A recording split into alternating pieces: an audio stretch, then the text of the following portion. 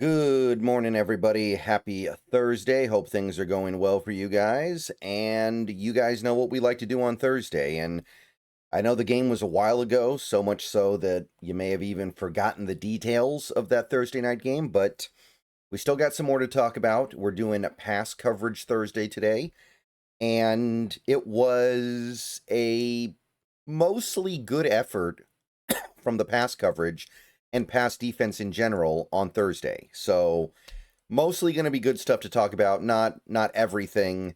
Obviously, the last couple of drives for the defense were rough. They definitely allowed some stuff that has left us a little bit disappointed, but overall, not a bad effort whatsoever from the boys. So we're going to go player by player.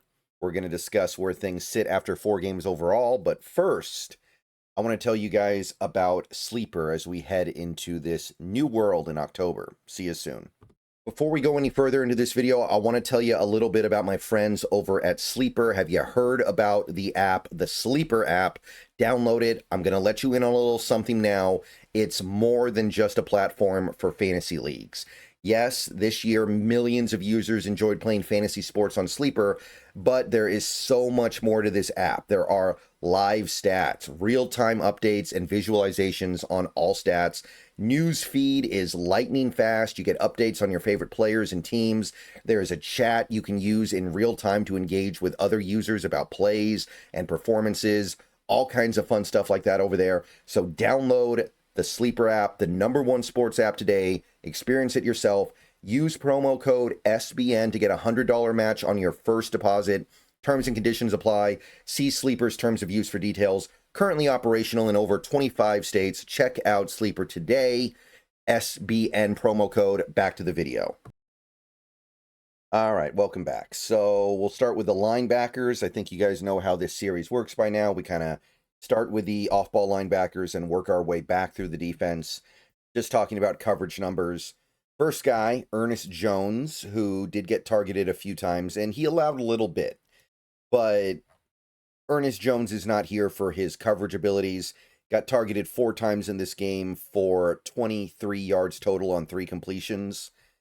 Not that bad, not great, but when you have an interception in there, and I understand the interception, that was on a play where he didn't even get targeted. So I know that it's not like, it's not direct in the way that you would maybe prefer it.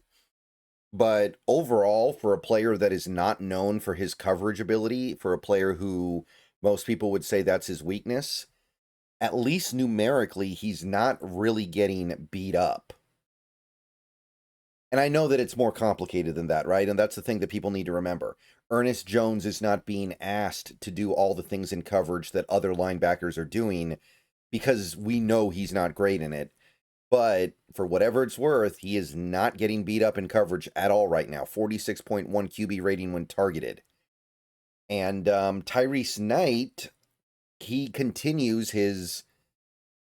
I don't want to make too big a deal out of this because, again, he's a second-year linebacker who probably isn't even fully healthy yet, but has not had an incompletion when targeted in coverage yet.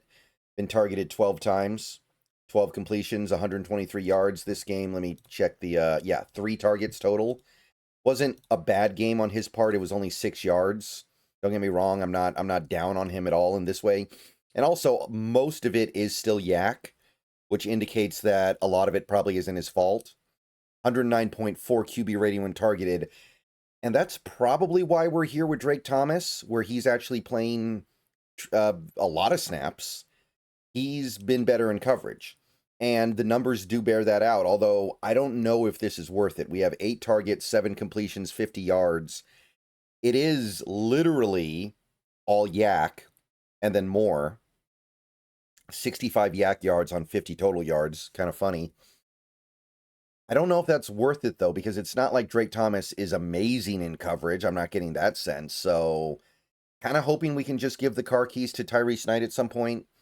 But anyway, Drake Thomas doing better in coverage, I guess. Again, I think there's something that you give up with Drake Thomas out there against the run because he is a smaller guy. I don't know if it's worth better coverage when it still isn't anything special. Edge rusher, the only edge rusher that was targeted in coverage this week, I believe, was Derek Hall, first catch allowed this year. So 4-yard completion, -3 air yards, 7 yards after catch, whatever. Again, I want to stress this. When it comes to edge rushers, I don't think you learn anything unless the guy's in coverage constantly. And none of these guys are in coverage often enough to where I feel like there's much to say here. Like, basically all 4 of our edge rushers have been in the exact same boat. They allow the occasional very short completion on a screen pass, and it doesn't mean a lot. So Derek Hall did get on the board this week, but I wouldn't look here for any deeper meaning. They're all adequate in this area, I guess. A cornerback, on the other hand, this is something we need to learn from, and it was a complicated week. It was a complicated week for the crew. Let's be numerical, and then let's be a little bit more factual. Numerically, Devon Witherspoon got beat up. PFF had it, and so does PFR. Now, PFR was a little kinder to him.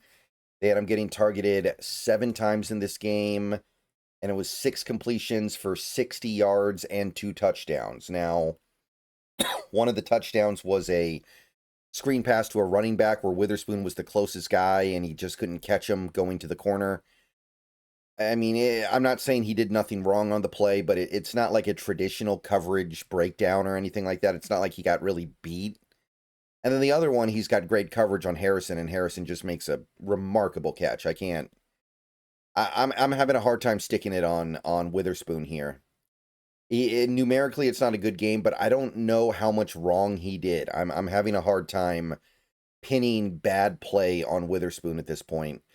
His QB rating allowed on the season is up to 142, so there's obviously stuff he needs to work on, but I don't think he's doing anything nearly as bad as that would indicate. Now, Riq Woolen, according to these numbers, was actually very good. They actually gave him 1 completion allowed on 4 targets. So 1 completion, 4 targets, which is different than PFF had, for 16 yards.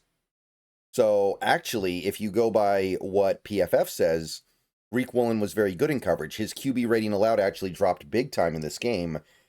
The issue is that's not including the penalties. He had 3 penalties in this game. That's not taken into account here at all. So I still would say that even if you go by this, he did not have a very good game, but you can see how people talk themselves into this, right? You can see how people look at Riq Woolen and they go, there's still something good here that they don't want to give up on.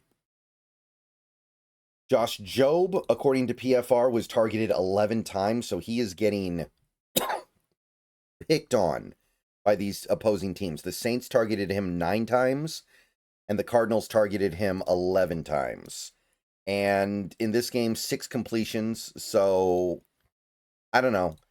It wasn't a great game. It was 35 yards. But 35 yards on 11 targets, like, let me make sure I have that number right here real quick. Yeah, 11 targets. I can live with that. And look, I'm not saying that those numbers are the end-all be-all. Like, that interception that bounced off Marvin Harrison Jr.'s hands, Jobe got beat.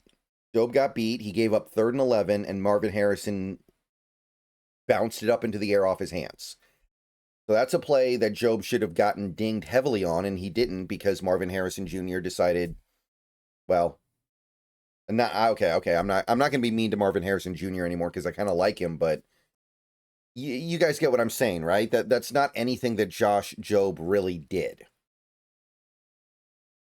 So what I'm trying to say is be careful with your heart with Josh Jobe. He's been good for us, decent player.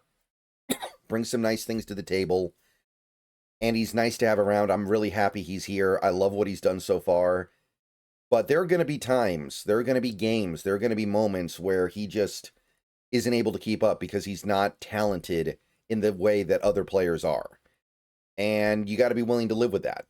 And giving the car keys to Josh Jobe and just saying, okay, you're cornerback 2 on the outside for the rest of the season. You got to be great every game, or you got to do your job consistently. I can understand why that would make this coaching staff a little bit nervous. I can understand why they may say we need contingency plans in case Jobe turns into a different player than what he is right now and starts kind of reverting to the mean. But through 4 games, he's been great. 40.4 QB rating when targeted. Kendrick didn't play. Pritchett, Griffin also did not get defensive snaps in this game. So we're going to safety.